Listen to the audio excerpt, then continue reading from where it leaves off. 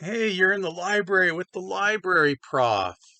Here's the library, and here's the prof. And today we're going to talk about, uh, in relation to critical thinking and rhetoric and writing, the concept of worldview.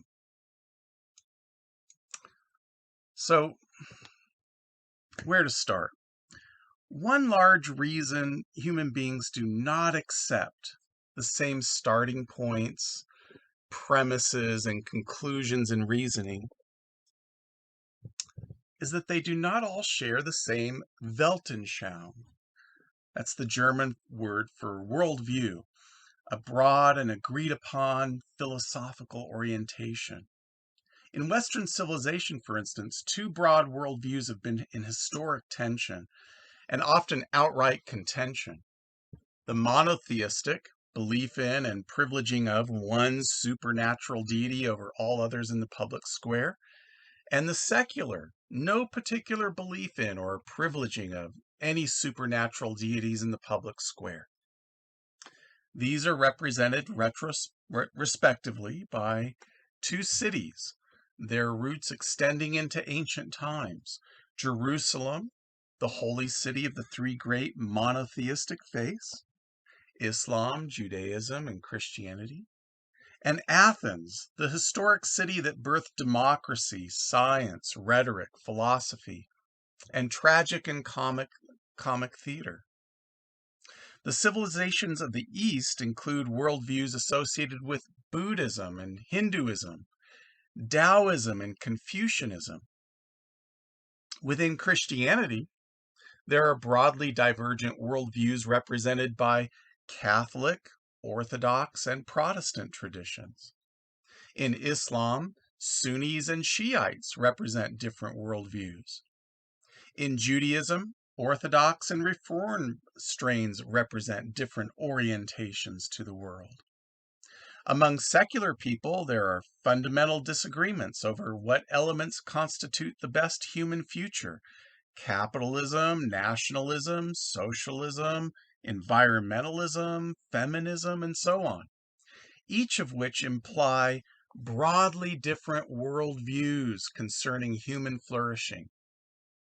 Samuel Huntington, who lived from 1927 to 2008, in his widely discussed book, The Clash of Civilizations, associates distinct worldviews with different civilizations: the Western world with Christianity and secularism, Islamic civilization with Islam, India with Hinduism, China with Confucianism, etc.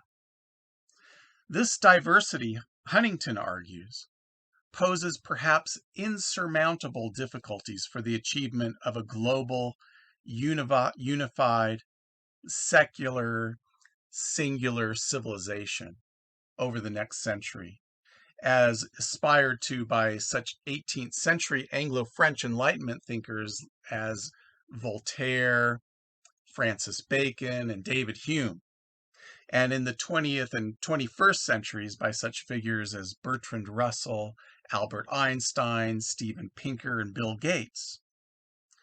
Worldviews that look to make themselves universal, as with monotheistic cultures and humanistic cultures devoted to universal human reason and rights, may seek to achieve a hegemonic discourse, a unitary, domineering discourse in which fundamental premises are already shared in advance, the starting and stopping points of their arguments already agreed upon by all.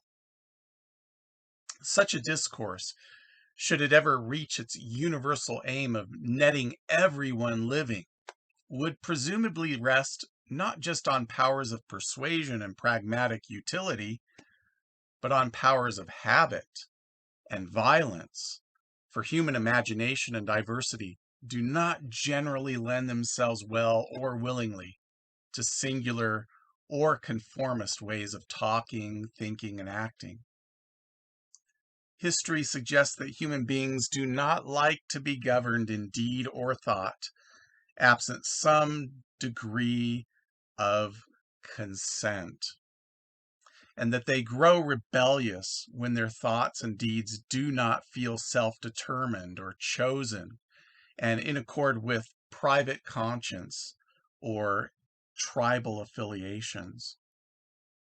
So, a successful worldview, in the sense that it is widely shared and expanding in the world, relies to some degree on its premises remaining largely beneath the radar of full awareness and social pressure to conform.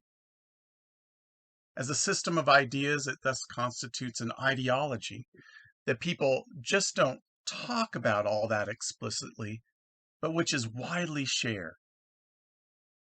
When thought about it at all, a worldview as an ideology comes to be associated with common sense, or as a signal of affiliation. In other words, what people in this or that tribe assume and practice together. Its premises are rarely interrogated willingly by its followers. Scrutiny of a worldview may be frowned upon, or worse, and by habit, a worldview can function largely beneath full awareness of its own adherents. Unless challenged from outsiders or by adverse circumstances that seem to suggest it's not, in fact, in contact with reality or functioning very well or usefully, it may largely go unquestioned, at least among the public that believes in it. So bringing one's Weltanschauung or ideology into greater awareness is an important thing. One useful way to bring your worldview or ideology into consciousness is to check your premises, asking questions of them in the light of broad scientific and philosophical categories, such as metaphysics and physics, biology, sociology, psychology, epistemology, ethics, politics, and aesthetics. Thus, concerning metaphysics, that is, first things, especially your largest, most abstract conceptual premises, what do you think is really real? For instance, do God, the soul, and free will exist? Are we living in what SpaceX founder Elon Musk calls reality or base reality? Or are we living in a very convincing computer simulation, many steps removed from base reality? Concerning physics, that is, material nature and all the subsets of material nature that can be studied scientifically, biology, sociology, psychology, etc. What do you think you know about the world and how it works? Do you believe that the cosmos is vastly old and that life evolves over time? Do you believe that global warming is actually happening, as the consensus of climatologists insists that it is? What makes for human flourishing? Is democracy a good thing? How about patriotism? Are the sexes equal? The question of how you know such things is the subject of epistemology, the study of belief and knowledge. The great question of epistemology is, how do you know, really know, that what you take to be true, good, and beautiful actually are these things? Do you know by experience, experiment, science, testimony, intuition, common sense, heuristics, that is, simplifying rules of thumb, maps, or models that you've come up with, or accept? Do you know things by authority, expertise, reasoning, faith, emotion, data, statistics, formal logic, or by some combination of all of these? With regard to ethics, what would you do about what you think you know? What personally do you value? Regarding politics, what should we do about the things we might believe in and value and share together?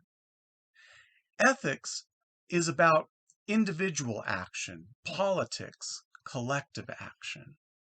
And with regard to aesthetics, that is the study of art, what's beautiful? One's beliefs and attitudes, conscious and unconscious, concerning metaphysics, nature, epistemology, values, ethics, politics, and aesthetics, make up one's worldview and ideology. In this sense, worldviews and ideologies are all around us, and we swim in them every day, perhaps grabbing bits and pieces from the numerous ones on offer, generating our own syncretistic or blended worldview. The question is whether we do this consciously or unconsciously, and whether coherently or incoherently. And while we're at it, it would be nice if our worldviews actually had at least some correspondence with reality, which is why frequent checking of our background knowledge, our premises, the things we take to be true, is important. Most people want what they believe to actually correspond with reality.